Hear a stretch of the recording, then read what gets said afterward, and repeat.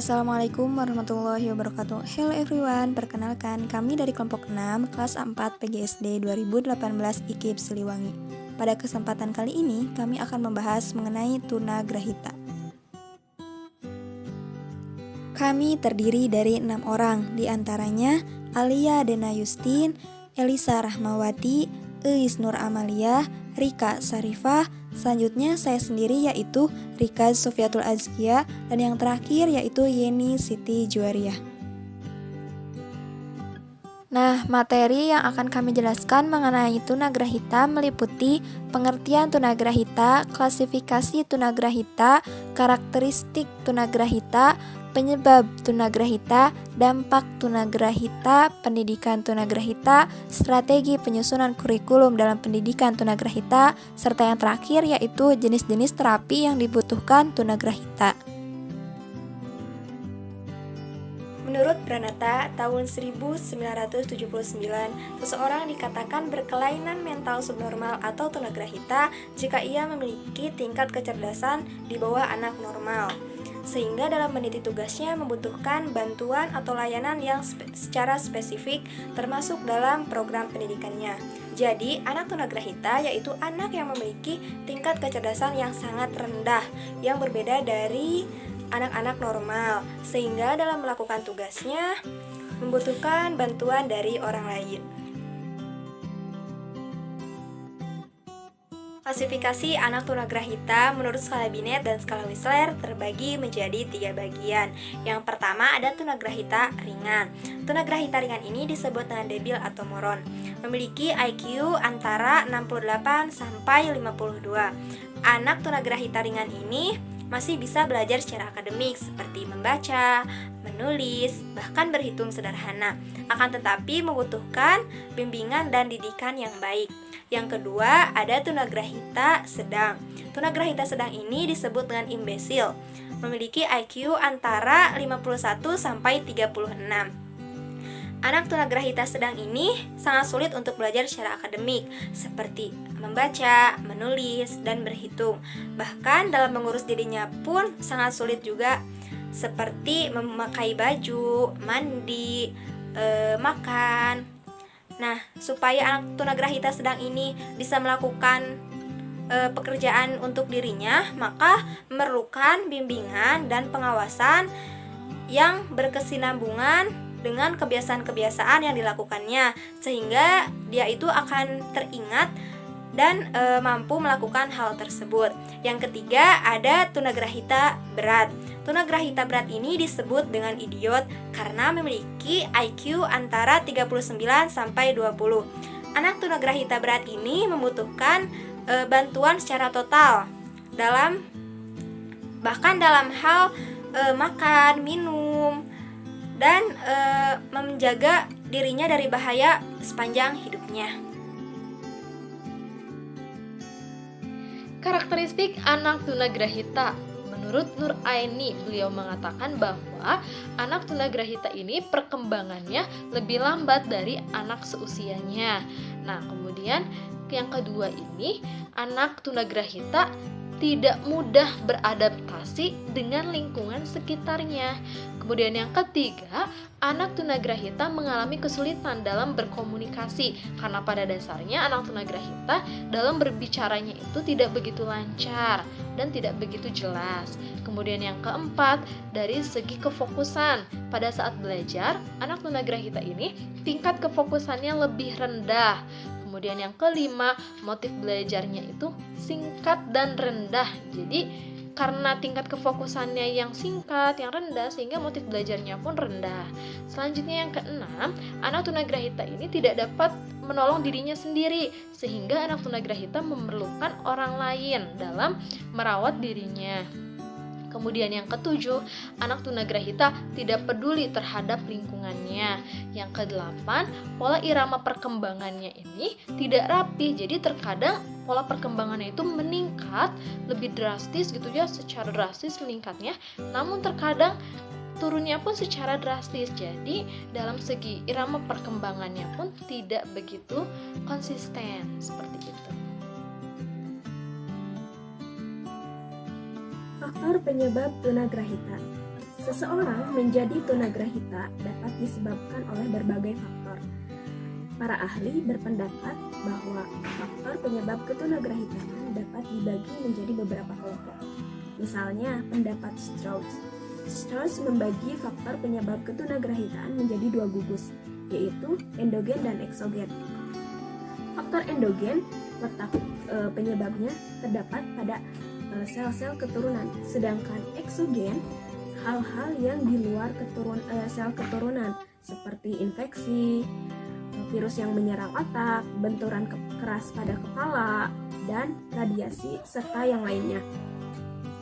Kemudian ada cara lain yang sering digunakan dalam membagi faktor penyebab ketunagrahitaan ini, yaitu berdasarkan waktu terjadinya. Ada yang terjadi saat sebelum kelahiran atau disebut prenatal, saat kelahiran disebut natal, dan setelah kelahiran disebut postnatal. Berikut yang akan dibahas beberapa penyebab ketunagrahitaan yang sering ditemukan, baik yang berasal dari faktor keturunan maupun faktor lingkungan. Yang pertama ada faktor keturunan. Penyebab kelainan yang berkaitan dengan faktor keturunan diantaranya ada kelainan kromosom. Contoh kelainan kromosom yaitu adanya inversi. Nah, inversi ini yaitu kelainan yang menyebabkan berubahnya urutan gen karena melilitnya kromosom. Lalu ada yang disebut juga translokasi. Translokasi ini berupa adanya kromosom yang patah dan patahnya ini menempel ke kromosom lain. Faktor keturunan yang kedua yaitu adanya kelainan gen. Kelainan gen ini biasanya terjadi saat mutasi gen. Lalu penyebab ketunagrahitaan yang selanjutnya adanya gangguan metabolisme dan gizi. Metabolisme dan gizi ini merupakan faktor yang sangat penting bagi perkembangan sel otak. Jadi jika terjadi gangguan metabolisme dan pemenuhan gizi, maka akan berdampak pada perkembangan sel otak dan fisik setiap individu, sehingga akan menyebabkan ketunagrahitaan ini. Penyebab ketunagrahitaan selanjutnya yaitu infeksi dan keracunan. Keadaan ini biasanya disebabkan oleh terjangkitnya penyakit-penyakit selama janin masih dalam kandungan. Penyakit yang dimaksud antara lain penyakit rubella yang mengakibatkan ketunagrahitaan serta adanya kelainan pendengaran, penyakit jantung bawaan, kemudian berat badan yang sangat kurang ketika dilahirkan, penyakit sifilis bawaan, sindrom Grady-Vitti beracun, dan hampir semua yang disebutkan penyakit tersebut adalah penyakit yang mengakibatkan ketunagrahitaan. Lalu ada juga trauma dan zat radioaktif. Nah, terjadinya trauma terutama pada otak ketika bayi dilahirkan atau terkena radiasi zat radioaktif saat hamil dapat mengakibatkan ketunagrahitaan. Trauma yang terjadi pada saat dilahirkan biasanya disebabkan oleh kelahiran yang sangat sulit sehingga memerlukan alat bantu. Ketidaktepatan penyinaran atau radiasi sinar X selama bayi dalam masa kandungan juga dapat mengakibatkan cacat mental mikrosepali. Selanjutnya ada faktor lingkungan. Diduga banyak sekali faktor lingkungan yang menyebabkan ketunagrahitaan. Salah satu contohnya yaitu pada anak-anak yang dibesarkan dengan lingkungan yang buruk. Kemudian kasus-kasus abusif, penolakan, atau kurangnya stimulasi ekstern. Dampak anak tunagrahita. Yang pertama, dampak terhadap kemampuan akademik. Kemampuan rajin anak tunagrahita sangat terbatas. Mereka mengalami kesulitan dalam memproses informasi secara abstrak. Jadi belajar bagi mereka harus terkait dengan objek yang bersifat konkret. Contohnya, apabila mereka diberikan pelajaran matematika, hanya bisa beberapa menit saja mereka langsung mengatakan bosan, susah, ngantuk. Namun, bila diberikan pelajaran kesenian, olahraga, atau keterampilan, mereka cenderung menunjukkan minat belajar yang baik dan perhatian mereka dapat berlangsung dengan waktu yang lama. Dan lalu mereka bisa meminta untuk belajar lagi. Yang kedua, dampak terhadap sosial atau emosional. Anak tunagrahita mengalami keterbatasan sosialisasi dikarenakan tingkat intelijensinya yang rendah, sehingga sulit untuk mereka dalam menyesuaikan diri dengan lingkungannya. Mereka mengalami hambatan dalam memahami dan mengartikan aturan sosial, keluarga, sekolah, serta masyarakat. Oleh karena itu, mereka sering melakukan tindakan yang tidak sesuai dengan norma di lingkungannya, di mana mereka berada. Tingkah laku anak tunagrahita kadang dianggap aneh oleh orang lain karena mungkin tindakannya yang dilakukan tidak sesuai dengan usianya. Di dalam pergaulan, anak tunagrahita tidak begitu mampu untuk berinteraksi dengan teman sebayanya dikarenakan mereka tidak dapat mengurus diri, memelihara dan memimpin diri sendiri. Mereka cenderung bergaul dengan anak yang lebih muda dari usianya, sehingga mereka harus dibimbing dan diawasi.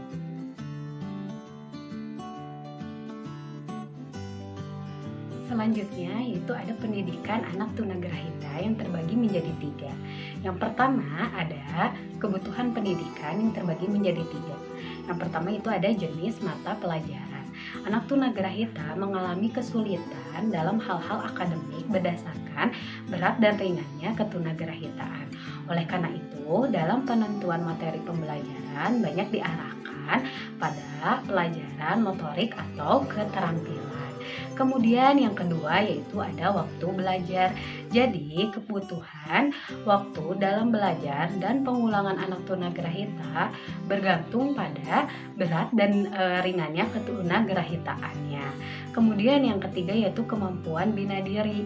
Pelajaran bina diri bagi anak tunagrahita ringan diharapkan dalam kegiatan membina diri bagi orang lain di samping bagi dirinya. Tetapi bagi anak tunagrahita berat diharapkan kegiatan membina diri ini diutamakan untuk dirinya sendiri atau bagi dirinya sendiri. Kemudian yang kedua ada kebutuhan sosial emosi. Seorang tunagrahita sebagaimana individu pada umumnya yang membutuhkan atau memerlukan sosialisasi. Oleh karena itu diperlukan bantuan dari para ahli terkait baik untuk anak itu sendiri maupun orang tua dan keluarganya agar menerima keadaan anaknya dan mampu membantu mengembangkan potensi yang dimiliki oleh anaknya. Jadi para ahli itu bisa membantu mengembangkan potensi yang dimiliki oleh anak tunagrahita. Kemudian yang ketiga yaitu ada kebutuhan fisik kesehatan yang terbagi menjadi 6. Yang pertama itu ada kelas transisi. Kelas transisi merupakan kelas bagi anak tunagrahita yang berada di kelas reguler dalam sebagai persiapan dan pengenalan pengajaran dengan acuan kurikulum SD dengan modifikasi yang dibutuhkan oleh anak itu sendiri. Kemudian yang kedua itu ada sekolah khusus atau sekolah luar biasa atau sekolah SLB, sekolah luar biasa bagian C dan C1. Jadi untuk anak tunagrahita ringan itu dapat bersekolah di SLB C. Sedangkan untuk anak tunagrahita sedang dapat bersekolah di SLB C1. Kemudian yang ketiga ada pendidikan terpadu. Jadi anak tunagrahita itu belajar bersama-sama dengan anak reguler di kelas reguler dengan bimbingan guru reguler. Kemudian yang keempat ada program sekolah di rumah. Jadi program ini diperuntukkan untuk anak tunagrahita yang tidak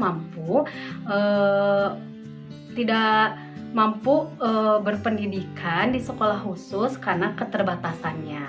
Kemudian ada pendidikan inklusif. Jadi menyarankan agar siswa yang memiliki keterbelakangan mental diberikan kurikulum yang menekankan kemampuan-kemampuan praktis dipilih sesuai dengan usia dan kronologisnya.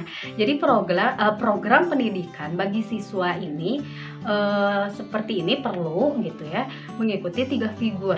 Yang pertama itu ada instruksi sistematis. Kedua ada instruksi dalam setting atau situasi kehidupan nyata dengan material sebenarnya. Yang ketiga yaitu pengukuran tingkah laku fungsional dan dukungan tingkah laku positif gitu ya. Kemudian yang terakhir, yang keenam itu ada panti atau geria, atau yang bisa kita kenal itu rehabilitasi. Jadi panti ini diperuntukkan untuk anak tunagrahita berat dalam yang memiliki kelainan seperti penglihatannya, pendengarannya, dan motoriknya.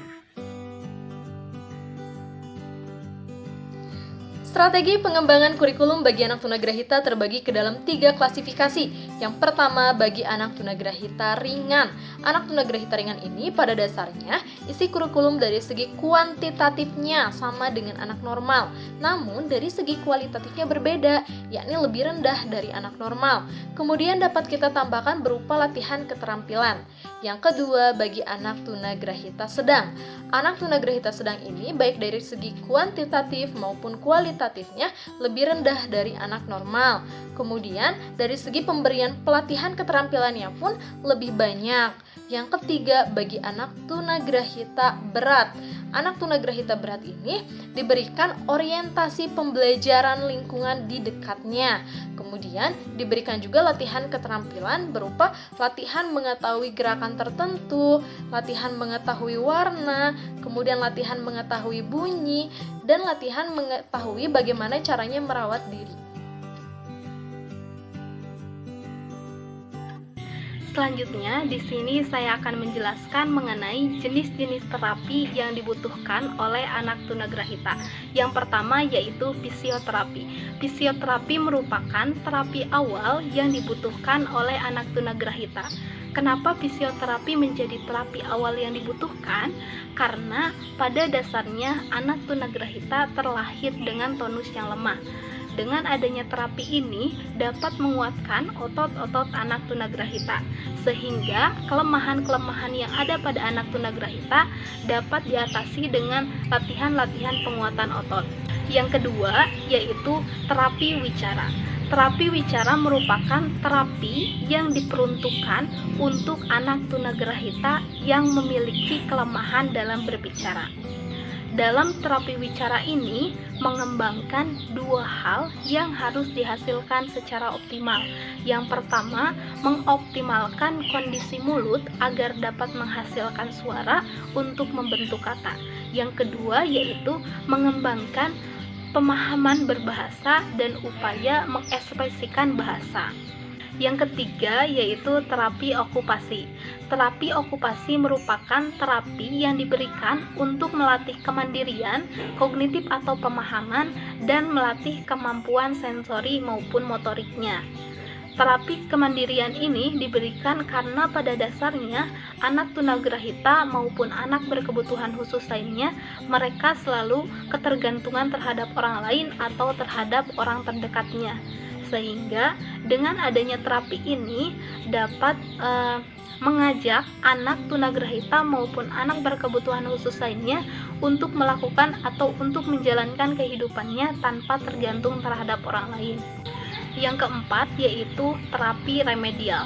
Terapi remedial ini diberikan kepada anak yang mengalami gangguan akademis skill, di mana bahan-bahan pelajaran yang ada di sekolah dijadikan sebagai acuan program terapi tersebut. Yang kelima yaitu terapi kognitif.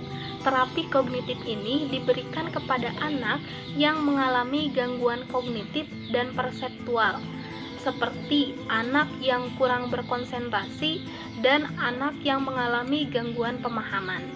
Yang keenam adalah terapi sensori integrasi, di mana terapi ini merupakan terapi yang diberikan kepada anak yang mengalami gangguan pada hal sensori. Yang terakhir yaitu terapi Snowgelen. Terapi Snowgelen ini adalah terapi multisensoris, di mana terapi ini diberikan kepada anak yang mengalami gangguan perkembangan motoriknya.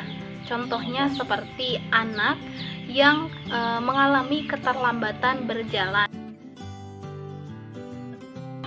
Cukup sekian yang dapat kami sampaikan. Mohon maaf apabila banyak kekurangan. Marhaban ya Ramadan. Mohon maaf lahir dan batin. Wassalamualaikum warahmatullahi wabarakatuh.